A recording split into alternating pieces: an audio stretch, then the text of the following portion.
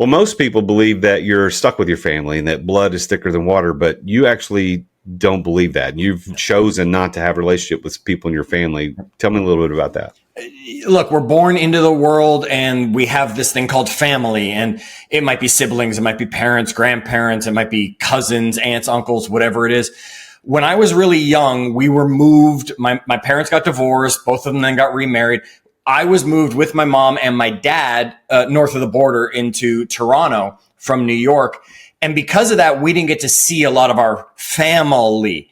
The lesson I learned from it, and it became a real key important one in my whole life, is that you get to choose your family.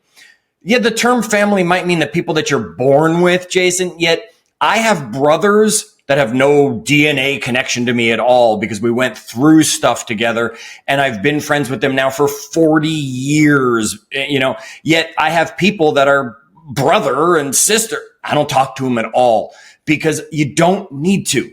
Jim Rohn always said you're the average of the 5 people you spend the most time with. I learned that at a huge level from my dad when I was in grade 10. Happy to get into that story later.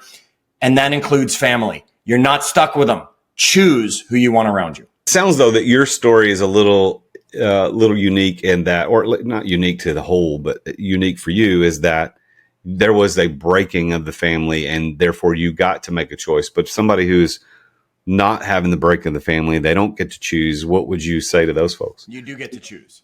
Right? You might not have the geographical assistance that I had, which was I'm not living with my father except for short periods of time, or I'm not seeing that cousin except it's once every 4 years at some family get together that's important enough.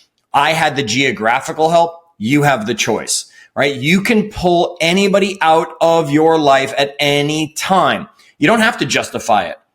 I mean, I hate that it's happened, yet I taught my daughter this at a very young age. I raised her believing this. She doesn't have a relationship with my mother, who I love dearly, her grandmother. She doesn't have a relationship with because at one point in her life, when she was getting ready to choose colleges, my mother said something that my daughter believed was unsupportive of her. And my daughter at that point said, "You're not one of the 5 people in my world anymore." And she cut her out of her life. Anybody can do it. It's got nothing to do with geography. That might have helped, yet it's got nothing to do with it, Jason. So, well, let me push back on that a little bit because I see where you're coming from. But just because you are the average of the 5 people doesn't mean you only have 5 people. Absolutely. Like grandma could have been number 16 on that list. Yeah, absolutely. So what's up with that? Yeah, and I tell people, look, I love my mother. She's a dear person to me. She's not in all the areas of my life.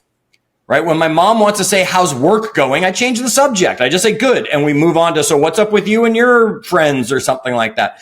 Because there are areas of my life I'm not going to allow certain people to be involved in. And then there are other areas of life where absolutely that's a key person I need. Healthy people still can hang out with people that aren't healthy.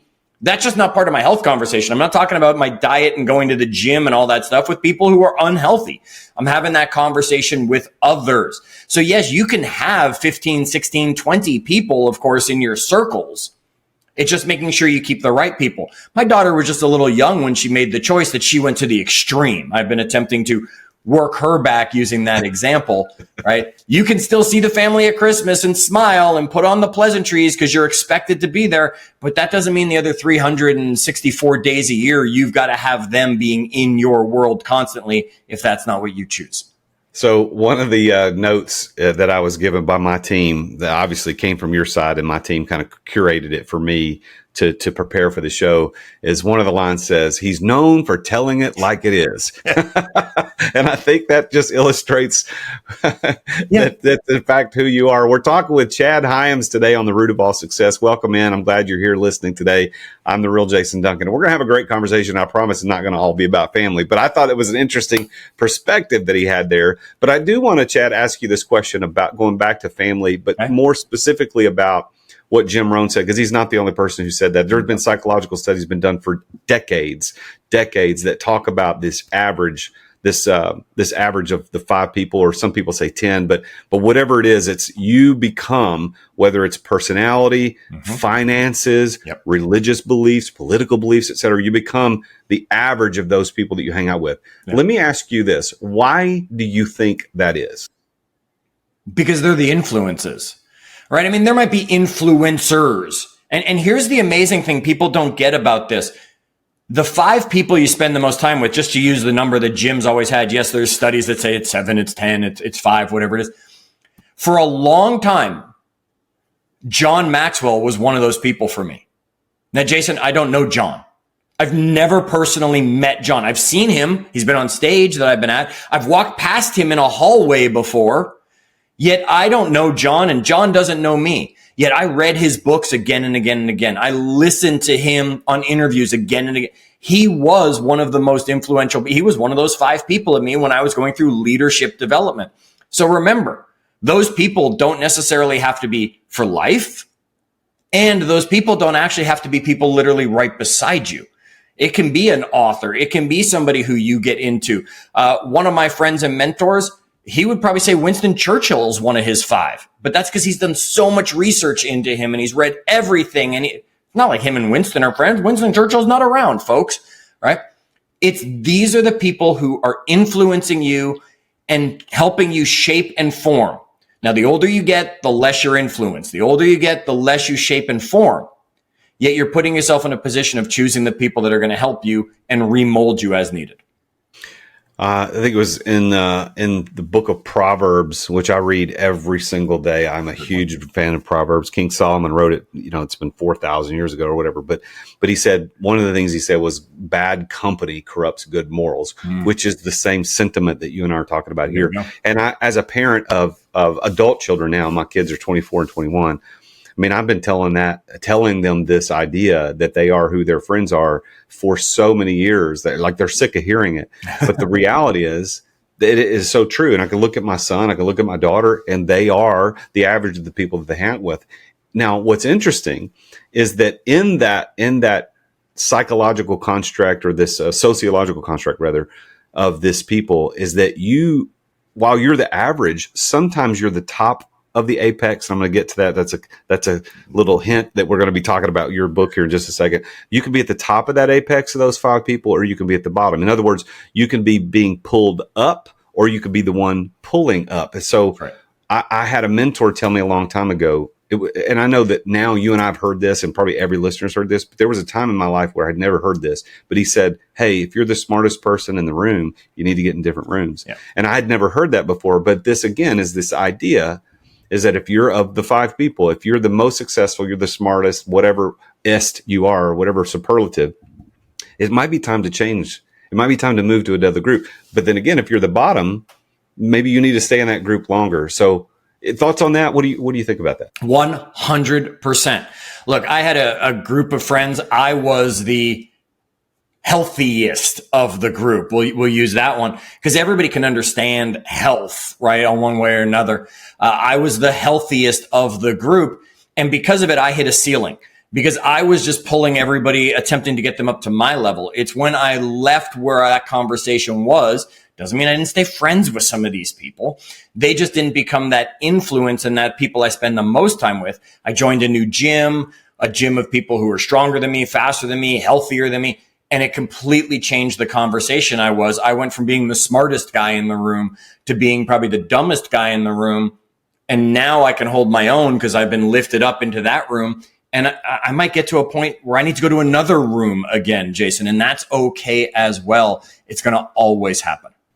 This doesn't have anything specifically to do with what we're talking about, but I feel like I should mention it, even though it's not your book and it's not my book. It's a fantastic book called Who's in Your Room. Have you ever heard of this book? I have not. Now I'm going to be Googling something. So is it Eisner? Who's the guy that started BNI? You know what I'm talking about? Business Network? Yeah, I do know. Name? I can't think of the guy's name, but I do know who you're speaking. I'm looking around here to see if I've got it on my bookshelf. I don't see it. Anyway, it's a very small book, but whoever the guy was, I think Eisner, I can't remember, but he wrote this book called Who's in Your Room. And it's all about the fact that your brain, your mindset, your life is kind of a room. And you when you let people in, they can't ever get out. So it's not specifically about what we're talking about, but it's a little plug for anybody who wants to check out something really good. It's a pretty cool thing. But speaking of books, yes, you wrote a best-selling book called Achieve Your Apex. And if you're watching this on YouTube, you can see right behind him in his studio, he's got this big thing that says Achieve Your Apex. Yep.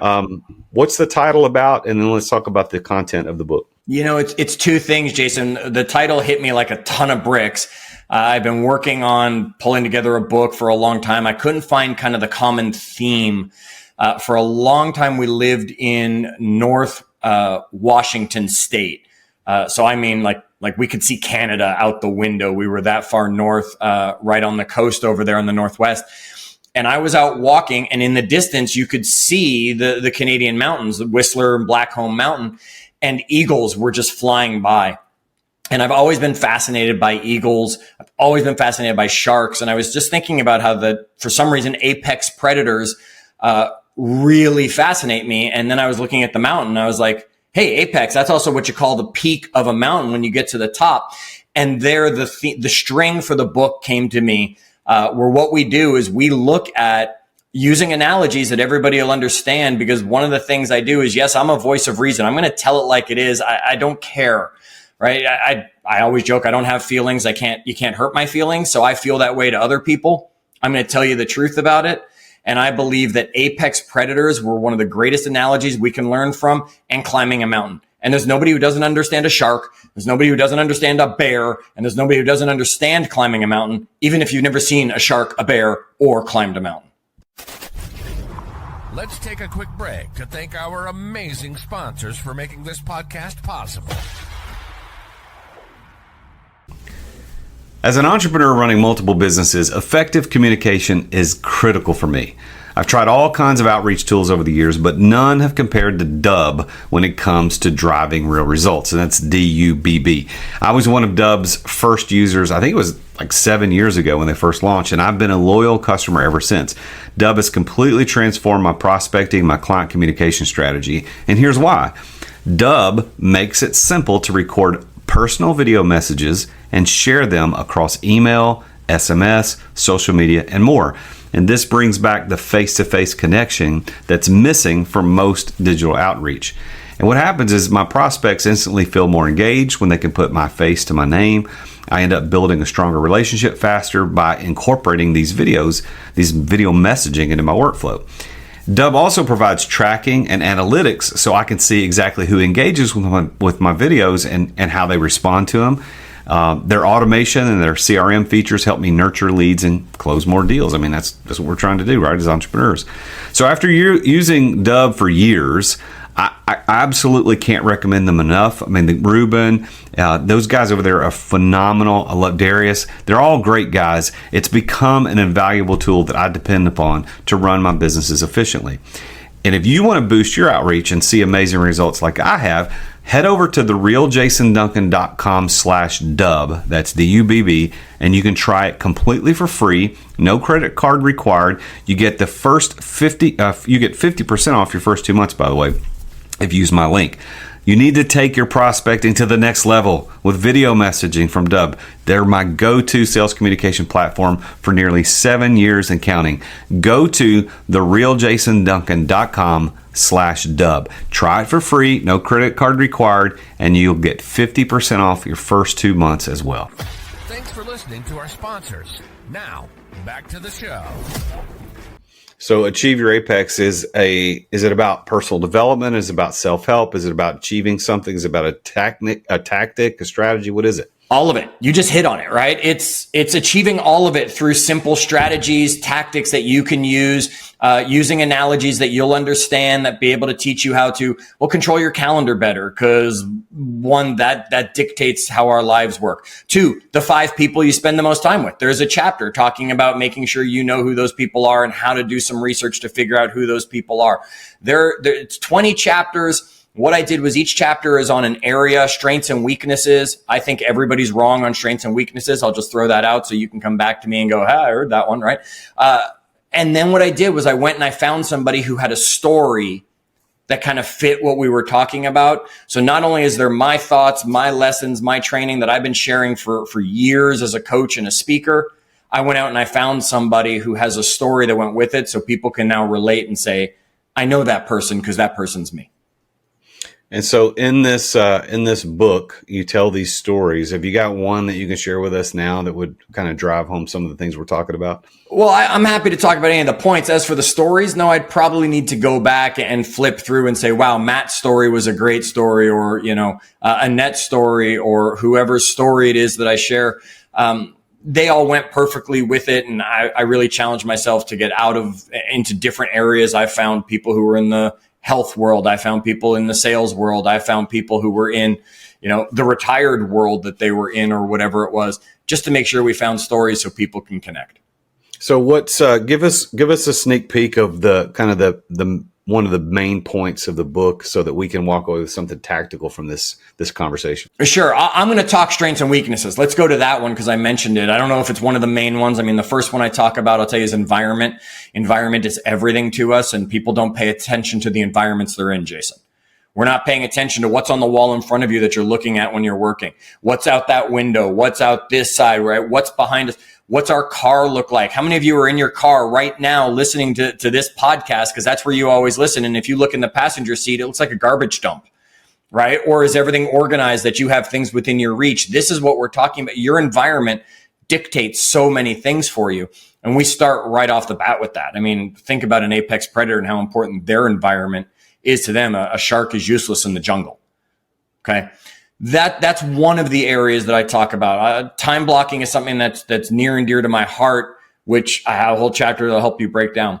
But I think strengths and weaknesses might be the one to talk about, because I think everybody out there needs a smack across the face in a loving way to help them move to the next direction, if that's okay with you.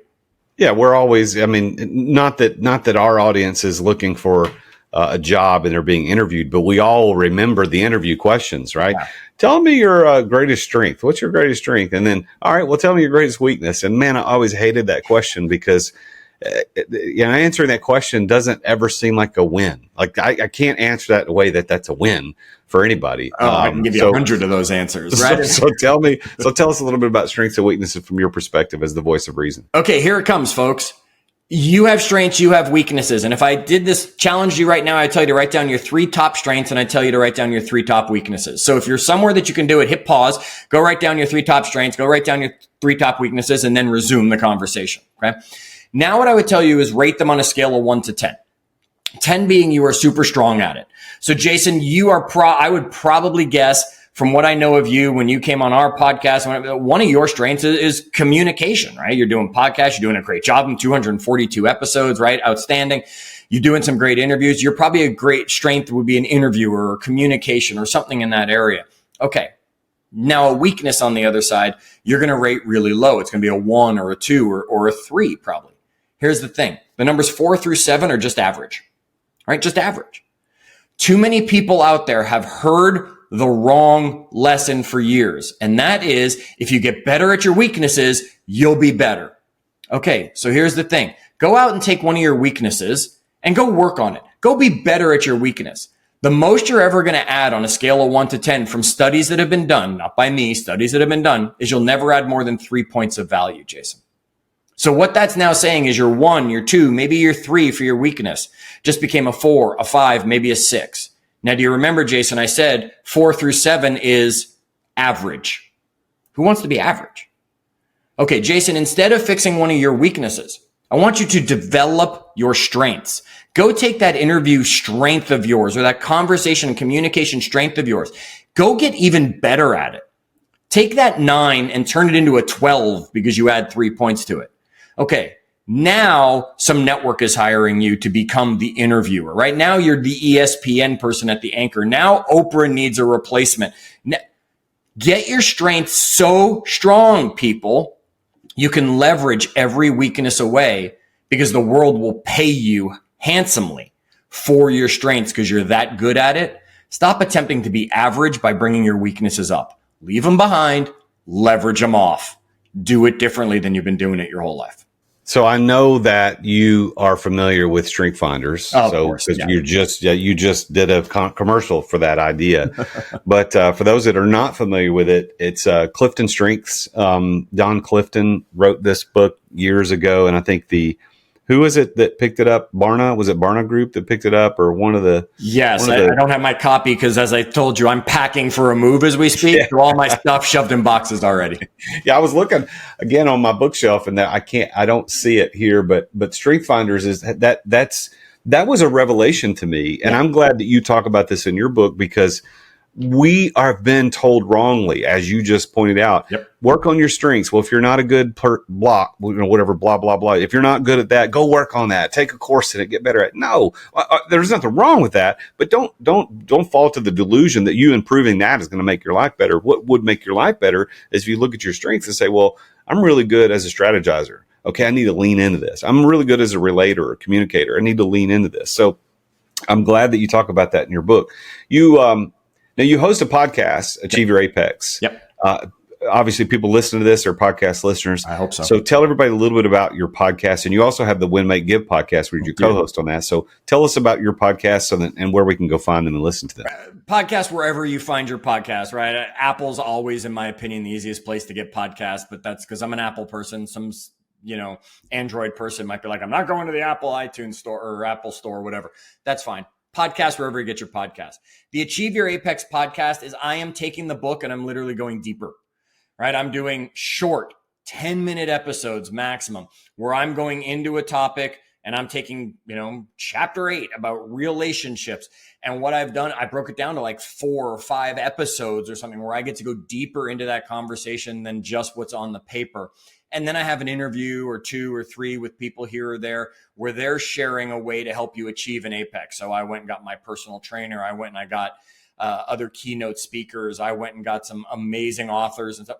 And they're sharing with you some of their ways to achieve an apex. And I kept that one real short. I like that. That's like the I'm brushing my teeth podcast, right? I can put it on while I'm brushing my teeth. By the time I'm done, I'm almost done the episode, because we all have that time in our day. The Win, Make, Give podcast were a little bit different. Now, we've been doing that one a while. That one, we're into our 400 and something episode of where we're having great conversations in the health, wealth, leadership, and legacy area. We did something there called the Wealth Series, and I don't have the data anymore in front of me handy, where we've helped people clear out X amounts of debt. We believe people like Dave Ramsey, right? They're not necessarily teaching it the right way. For everybody. So we have a wealth series in there. We have amazing interviews. We have one of my favorites. I don't even know if it's there anymore. It's so old. Was Joe DeSena, the founder of Spartan. I'm a huge Spartan race runner. I got Joe on. It was one of the most amazing conversations. We've had Olympians on the conversation.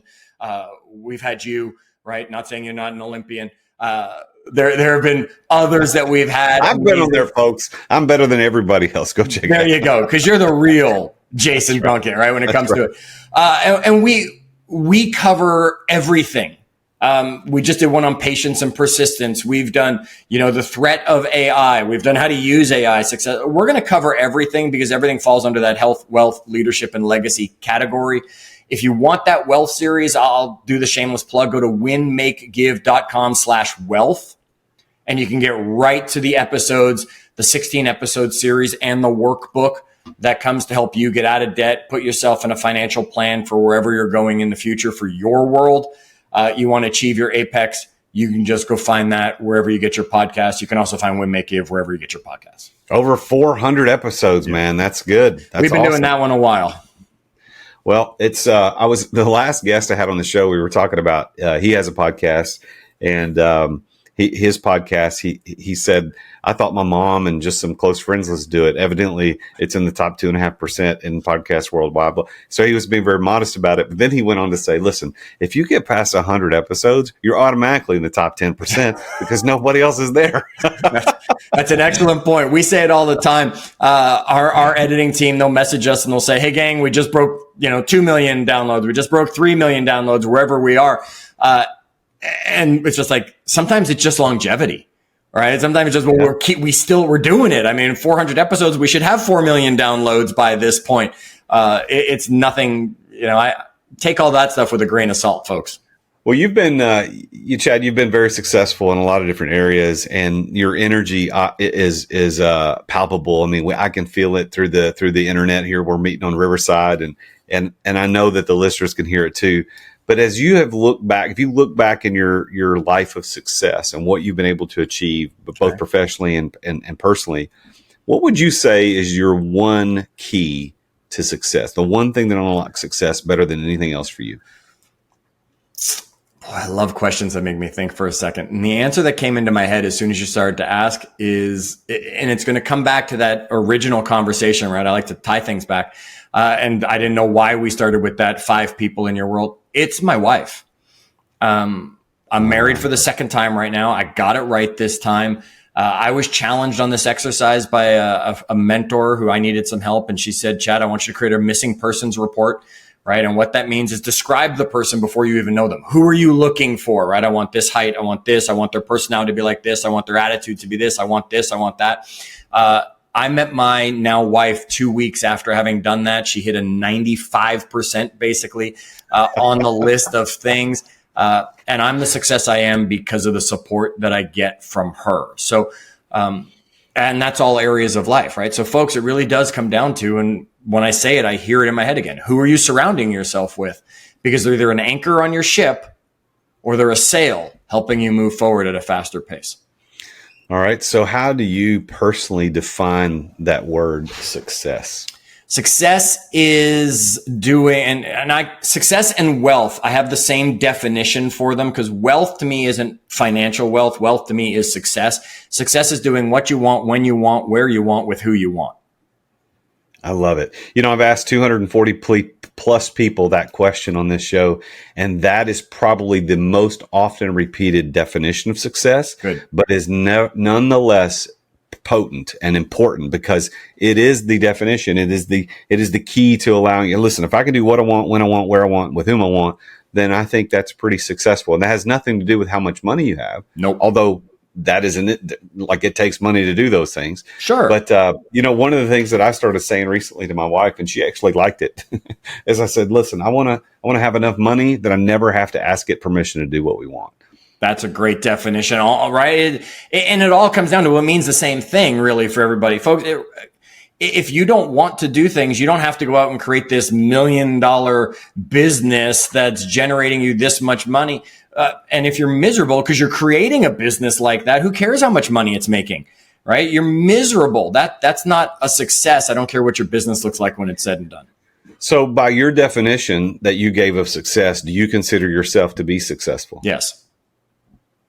Straight to the point. Yeah, I can fluff up the answer if you want a longer answer, but if it's what I want, where I want, who I want, when I want, okay. Are there times where that can't happen? Sure, there are times where it can't happen. There are times I have to do something. Overall, generally, though, if I want to do something, I can do it. If I want to do it with somebody, I can make that happen, and I can do it when I want and where I want. So, unscripted question, but because I don't normally ask this question, but because of what we talked about earlier in the show, you don't have to name them. Okay. Who are your 5 people? Who are your 5 people? You kind of describe them. You don't have to name them, because I thought it, and I'm gonna give you a second to think about it, because when you said John Maxwell, what you were talking about there was really interesting to me, because one of the things I coach in my coaching program is having indirect mentors. Yep. About having these people that are mentors to you indirectly through books, podcasts, YouTube videos, etc., conferences. And Napoleon Hill is one of my number one indirect mentors. I'm actually working on certification right now in his whole system, which I'm so excited about. But who are your 5 people? Okay, I'm going to answer, and I'm going to throw the caveat out there, right? It's more than 5, like we talked earlier, correct, because mom is one of my 5. I can't ask for a better cheerleader than mom. Mom always says that she did not grow up with a lot of self-confidence, so she always instilled that in me, right? She always wanted me to be. So mom's one of the greatest cheerleaders that I have, yet there are areas of my life mom doesn't get into, okay? There is a great friend of mine who is a business mentor. I mean, he has built a massive organization. I won't get into who he is. If you know me, you probably know who I'm talking about, right? Built a massive business organization. There's nobody I would go to or want to learn from when it comes to business more than him. I don't have that health conversation with him because he doesn't get into that part of my world when it comes to it. I have a speaking mentor. That person is the influence in that, because he is an amazing keynote speaker, an amazing author, amazing podcast host. He becomes an influence in that area. Then I've got like my 5 buddies that I talked about earlier that are brothers that aren't really brothers to me. They'd probably be in that circle as well because they were the ones who had the intervention when I needed it earlier in life. They're the ones who are joking about whatever they can joke about in our chats and our text messages. Yet if somebody needs something, those are the guys who are always there for you. They have helped shape, form me on who my morals are. We didn't get into it because I don't often talk. I said politics and religion are the 2 areas I stay away from because it doesn't matter what you say, you're going to alienate somebody. Yet God, right? God is one of those people who is in my 5. Folks, whether you want him there or not, he's there, right? You might as well accept him and have those conversations. And then, of course, I mentioned my wife. So those are the immediate ones that I would come to. I could throw a personal trainer in if I wanted to get specific on a certain area, things like that. But that's probably my general circle of people that I allow in that 3-foot rule to get me going where I'm going. Well, now I think it is interesting. You gave the example in the strengths and weaknesses to list your top 3 strengths and your bottom 3 weaknesses, and then rank them 1 to 10. I think it would also be an interesting conversation and an exercise for people to really sit down and think about it. Because after I asked you the question, I started thinking, well, who are mine? Like who are the people that I'm hanging out with the most? And the first 2 or 3 are pretty easy to come up with. But then beyond that, I'm like, I don't know. Like who's the other folks? Some of the people I have more contact with than others. So it's not necessarily a quantity of time that you hang out with, but maybe more quality of time that you hang out with that person. Because, I'm a huge reader and listener to podcasts and I just stumbled upon a new guy that I'd never heard of before. And I'm like binging all his podcasts on YouTube right now. So you need to think about this, people. And I'm glad Chad is here to talk about this, to encourage us to really think about who these 5 people are, because you can't achieve your apex, as Chad has written about, and he's got his podcast. You can't achieve that if you got people weighing you down. I mean, if you're hanging out with the people that you don't want to be like, listen, if you want to earn a certain dollar amount, your income will be within a certain percentage point of the 5 people you hang out with. Always. So you just got to choose. Do you want the income or the friends? That sounds cold, but the reality is you can have both. You just got to make better decisions. You got to have choice. I'm not going to not have a friend because he doesn't make as much money as me or that he makes more than me. I'm going to choose a friend because I like it. But you know who I'm going to choose? I'm going to choose people that I want to be like and be around. Absolutely. And Jason, look, when I get the chance to do workshops, if someone brings me in town to do a workshop, one of the exercises we do is we list those 5 people who are 5 in our circle. One of the challenges that most people realize is they have 2, right? They don't even have 5 people that are influences to them because I don't let them choose not college graduated kids, right? You can't pick your kids at home unless they're college graduated and they've come back for that influence.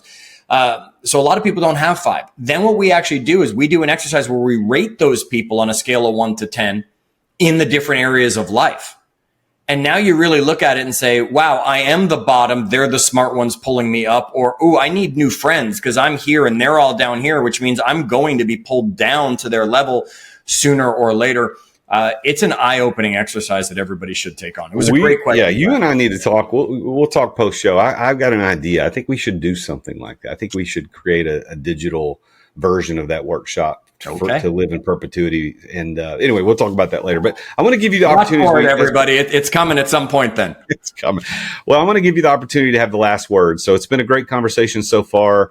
And I'm going to give everybody your social media links and your website at the end. But what would you like to do? Like, let's start with advice. If you put your coaching hat on, what kind of advice would you give to the audience as entrepreneurs? Oh, wow. What a open-ended, but yet great question. Other than go back and listen to this episode and take the notes of things we've talked about, implementation is the biggest thing people miss out on. Entrepreneurs specifically, I love entrepreneurs. They love to learn. Most entrepreneurs want to learn. They want to take it in. They're listening to every podcast they can. They're reading every book they have time for, and they're not implementing anything. You are better off hearing this whole episode and just implementing one thing from it. Come back and listen to it again if you want to find something else, or go listen to another podcast episode. Problem is we don't implement the things that we're learning. So I'm going to challenge you this week, listener, Whether it's something I was lucky enough to say that struck home with you today, whether it's something you hear on some other podcast, which I know you're not listening to, because if it's not Jason's or me, you're probably not, or something you've read, put yourself in a position where you are implementing something that you're hearing, because otherwise it was useless information you just took in. There was a guy named Jerry Barber who was when I was in ministry, he would lead our preacher meetings. We'd have all these preachers from the Middle Tennessee area. We'd all get together.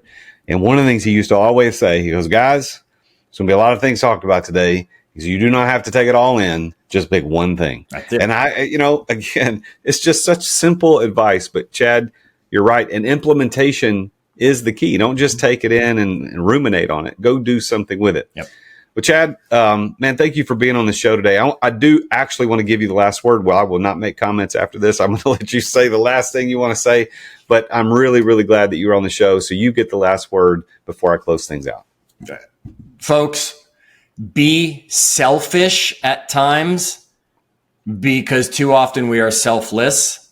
And if you don't put yourself first, you can't become the person that can actually help people the way you want to help people. It's okay. Be selfish. Thanks to Chad Hyams for being on the show today. What a great conversation. And it started off a little bit controversial about what to do with family, but I think that you need to go back and check this out again. Listen to it. Check out his book, Achieve Your Apex. Go please check that out, Achieve Your Apex. And he has a podcast by the same title that you can go listen to, where it goes through the book a little bit. And then go check out his long-running podcast, Win, Make, Give, which yours truly, I was one of the guests at some point in those 400 plus episodes. Go check that out. ChadHyams.com. That's spelled Hyams,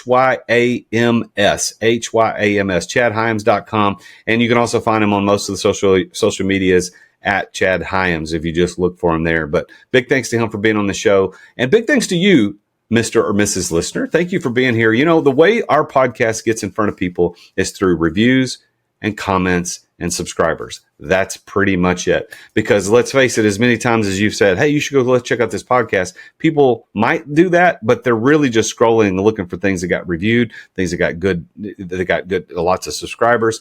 Please go take just a second to subscribe and to leave a review. And if you're watching this on YouTube, go in the comments right below this and type out what you think about what's going on in the show. But thank you for tuning in. As always, I am the Real Jason Duncan. Make sure to listen to the voiceover guy at the end, and Jesus is King. Thank you for listening to another edition of The Root of All Success with the Real Jason Duncan. If you've enjoyed this week's episode, visit therootofallsuccess.com to access the show notes and other helpful resources. Follow Jason on social media at The Real Jason Duncan. See you again next time here on The Root of All Success.